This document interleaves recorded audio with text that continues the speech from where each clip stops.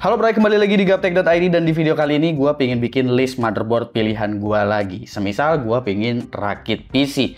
Di video sebelumnya gue udah sempat bikin untuk soket AM5 yaitu adalah versi AMD. Kali ini gue pengen bikin listnya itu adalah versi Intel, tepatnya LGA 1700. Lebih spesifik lagi yaitu LGA 1700 yang menggunakan memori DDR5. Jadi semua list yang gue masukin di sini itu motherboardnya DDR5 ya, karena LGA 1700 tuh ada yang versi DDR4 juga. Disclaimer dulu, di sini untuk listnya itu sebetulnya ialah motherboard pilihan gue aja yang gue lihat di marketplace dan gue lihat secara fitur dari tampak fisiknya. Menurut gue motherboard ini cukup menjanjikan, jadi nggak ada data pengujian sama sekali di sini ya. Gue bikin video ini cukup lama jedanya dari soket AM5 kemarin listnya, karena awalnya gue mikir kalau LGA 1700 itu kan umurnya sebenarnya sih dikit lagi selesai nih LGA 1700. Tapi mungkin buat yang mau rakit PC budget, gue rasa LGA 1700 masih bisa jadi pilihan gitu. Semisal kalian mau rakit PC menggunakan Core i5 atau Core i7 gitu, mungkin bisa jadi pilihan. Jadi gue juga bakalan tekenin per budget juga ya di sini. Misalnya seperti chipset B760 untuk ukuran micro ATX yang bakalan gue limit kalau bisa di bawah 3 juta rupiah. Itu yang menurut gue murah. Jadi murah atau mahal ini kan relatif, tapi gue bakalan kasih batasan harganya juga gitu. Untuk B760M batasan harganya itu semana. Untuk chipset Z790 juga batasannya semana. Oke, kita bakalan mulai dari chipset H610 terlebih dahulu. Yang mana untuk chipset H610 ini tentunya gue bakalan batasin budget di bawah 1,5 juta rupiah. Dan motherboard yang gue pilih ya jelas ASRock H610M HDVI M.2 Plus D5. Ini versi yang M.2 Plus ya, bukan yang M.2 biasa. Dengan harga sekitar 1,315 juta gitu. Sekitar 1,3 jutaan lah. Tentu karena motherboard ini udah punya slot M.2 dan juga punya konfigurasi VRM yang udah cukup baik di versi Plus DDR5 ini. Kalau lu cek pesaingnya macam kayak Gigabyte punya harga yang lebih murah tapi konfig VRM-nya bener-bener seadanya. Jadi gue belum terlalu suka dengan motherboard itu. Tentunya karena ini motherboard entry level, jadi ya untuk rear I/O itu juga seada-adanya, belum ada heatsink cover sama sekali. Jadi terima aja gitu ya kalau beli motherboard paling bawah kayak begini. Nah, lalu untuk chipset B760, ukuran micro ATX ini sebetulnya banyak banget pilihannya, apalagi di bawah 3 juta rupiah. Jadi pemilihannya juga sebenarnya agak-agak tricky untuk nyari mana yang kira-kira internal I/O dan juga rear I/O-nya itu cukup lengkap. Dan gak cuma internal atau rear I/O aja, tapi dari segi config VRM-nya juga kira-kira seperti apa. Dan gue di sini udah milih beberapa motherboard yang gue suka. Yang pertama itu adalah Gigabyte B760M Gaming Wi-Fi Plus DDR5. Motherboard ini cocok buat yang ngincer motherboard dengan built-in Wi-Fi. Wi-Fi juga menjadi salah satu prioritas gue di video kali ini ya. Ini Wi-Fi-nya memang masih AC aja, tapi ya oke, toh umumnya router yang kita pakai juga belum Wi-Fi 6 kan.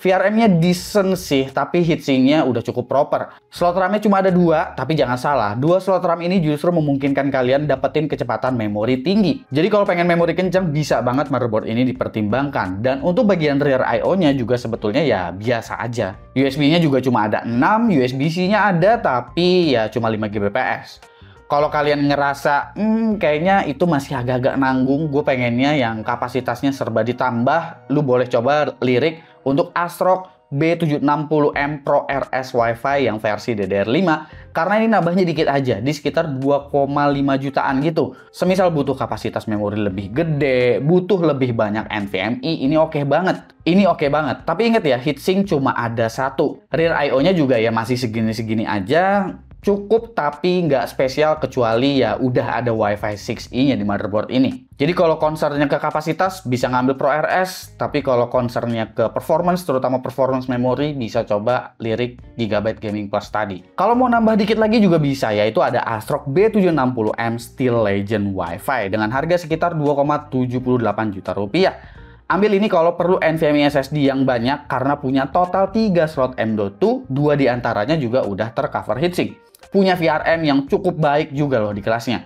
Heatsink VRM lumayan gede walaupun nggak beneran gede banget gitu ya. Alias covernya ini bukan bagian dari heatsink. Rear I/O-nya di sini udah ada USB-C, LAN 2,5 Gbps, tapi audionya seperti biasa di ASRock ya begitu deh, biasa aja. Jumlah USB-nya nggak banyak-banyak amat di kelas ini dan menurut gua ini juga menjadi salah satu motherboard favorit kalian juga kali ya si Steel Legend ini. Tapi sebenarnya ada yang masih di bawah 3 juta, udah dapat WiFi juga dan punya spesifikasi yang cukup mumpuni yaitu adalah Gigabyte B760M Aorus Elite AX dengan harga sekitar 2,95 juta rupiah. Ambil ini jika concernnya itu sebetulnya adalah lebih ke audio. Kalau ngerasa Steel Legend audionya kurang, ya bisa pertimbangkan motherboard ini karena udah punya SPDIF ya di motherboard ini. Ini juga bisa dipertimbangkan jika nyari jumlah USB yang sedikit lebih banyak. Motherboard ini punya config VRM yang lebih baik dari Steel Legend, tapi agak disayangkan belum seluruh M.2 tercover dengan heatsink dan jumlah slot M.2-nya juga lebih banyak Steel Legend ketimbang ini. Motherboard ini cuma punya 2 aja. Nah, itu untuk Micro ATX ya. Untuk MSI dan juga Asus gua nggak masukin di sini karena ya menurut gua secara value masih belum dapat aja gitu. Nah, kalau Mini ITX gimana? Nah, Mini ITX di sini gua langsung aja lah pilih, nggak usah ada limitasi budget karena satu-satunya motherboard yang paling waras di kelas Mini ITX ini ya lagi-lagi ASRock, yaitu adalah ASRock B760i PG Lightning Wi-Fi dengan harga sekitar 3,8 juta rupiah. Ini doang motherboard B760 Mini ITX yang DDR5 loh ya, dan punya harga yang bener alias beres. Lu bisa cek sisanya B760 Mini ITX, mungkin ada yang harganya mirip-mirip atau lebih murah sedikit, tapi ya pasti dikasihnya DDR4. Kalau DDR5 udah langsung melambung banget tinggi, bedanya kayak langit sama bumi gitu harganya. Masih di chipset B760 dan kali ini adalah form factor ATX. Untuk form factor ATX ini gue juga masih mengusahakan dengan budget sekitar 3 jutaan, 3 juta kecil gitu. Dan motherboard yang gue pilih di sini cuma ada satu, yaitu adalah Asus TUF Gaming B760 Plus Wi-Fi dengan harga sekitar 3,1 juta rupiah. Ini motherboard punya heatsink VRM yang badak. Slot M.2-nya ada 3, udah ke cover heatsink semua. Slot PCIe x16-nya juga udah Gen 5, tapi SSD-nya itu dia Gen 4 semua ya. Audionya udah ada SPDIF, tapi jumlah USB sedikit untuk ukuran ATX sebetulnya. Sebagai gantinya Asus ngasih kecepatan USB yang kencang semua sih di sini, dan mungkin ini satu-satunya motherboard Asus yang harganya masih waras. Karena sisanya ya lu cek sendirilah. Dengan harga yang kompetitif iya ada, tapi dikasihnya DDR4. Dan bagaimana untuk chipset Z790? Nah, chipset Z790 ini kan range harganya jauh sekali ya, mulai dari 4 juta sampai dengan bahkan mulai dari 3 jutaan pun ada Z790 sampai belasan juta pun ada gitu. Tapi karena ini adalah budget, gue bakalan padetin budgetnya itu ya. Gue limit budgetnya itu kalau bisa di bawah 5 juta rupiah. Dan motherboard yang gue pilih adalah lagi-lagi dari ASRock. Lu nggak bakalan percaya dengan motherboard yang satu ini karena motherboard ini dibanderol dengan harga sekitar 3,99 juta rupiah, 4 juta kurang dikit, yaitu adalah Z790 Riptide Wi-Fi. Motherboard ini punya VRM konfigurasinya itu 16+1+1 coy. Punya slot M.2 ada 5 biji, bahkan satu bijinya itu adalah NVMe Gen 5 SSD. Sisanya Gen 4 semua. Ke cover semua sama heatsink. Wi-Fi-nya udah Wi-Fi 7, USB-C 20 Gbps juga ada di motherboard ini. Jumlah di bagian rear I/O-nya itu USB-nya memang cuma ada 9. Ini dikit untuk ukuran Z790 sebetulnya. Audio juga B aja, nggak lumrah lah untuk Z790 untuk rear I/O. Tapi hey, ini 3,99 juta rupiah dan nggak ada satupun motherboard yang ngasih kelengkapan segininya.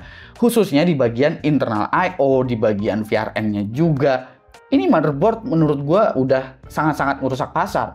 Karena sebetulnya awalnya tuh gue concern untuk milih motherboard dari MSI misalnya seperti Z790 Gaming Plus Wi-Fi dengan harga sekitar 4,8 juta rupiah gitu. Udah cukup lengkap menurut gue, tapi si Riptide Wi-Fi ini punya spesifikasi serasa flagship gitu di bagian internal I/O-nya.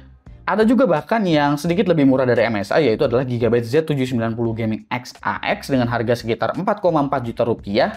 Bisa jadi alternatif, tapi sulit banget nyaingin kelengkapan yang dipunya oleh Riptide Wi-Fi. Karena ya dari segi harga itu tadi, Gigabyte selisih 400 ribuan dan MSI selisih harga di 800 sampai dengan 900 ribuan. Yang ngebikin ini jadi sulit gitu untuk berpaling dari si Riptide Wi-Fi ini. Dan kalau gue harus menyimpulkan semua list motherboard pilihan gue tadi, di sini rasanya dominasi masih dipegang oleh ASRock ya secara value. Menariknya justru kali ini gue nggak melihat motherboard Intel dari MSI punya value yang cukup. Berbeda dari list video gue untuk AMD kemarin yang mana MSI dan juga Gigabyte itu masih kelihatan tapi Asus yang kurang kelihatan. Khususnya untuk motherboard Intel yang menggunakan RAM DDR5 ini ya. Asus justru di sini masih punya opsi yang baik di kelas B760 ATX. Gigabyte masih berusaha ngejar walaupun agak berat sih bersaing dengan ASRock di form factor micro ATX yang memang udah nguasain banget. ASRock Intel juga kelihatan ngancurin market di Z790 ATX di mana mereka bisa ngasih Z790 yang benar-benar full fitur dengan harga di bawah 4 juta rupiah cuy. Ini gila banget sih. Ini bukannya gua bias ke ASRock ya gitu. Gua agak jarang sebetulnya ngebahas motherboard ASRock, tapi ya itu dikarenakan jadi rasanya mudah gitu untuk rakit PC menggunakan motherboard ASRock ini. Secara quality nggak buruk-buruk amat, menurut gue fine ASRock.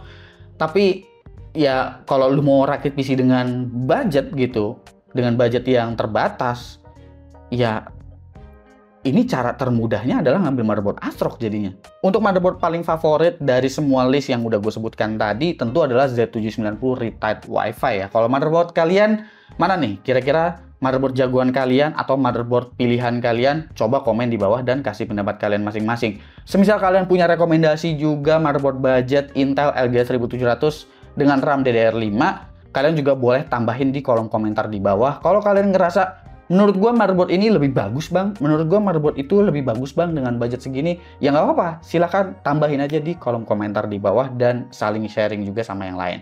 Gue Subki dan seperti biasa sampai jumpa di lain kesempatan.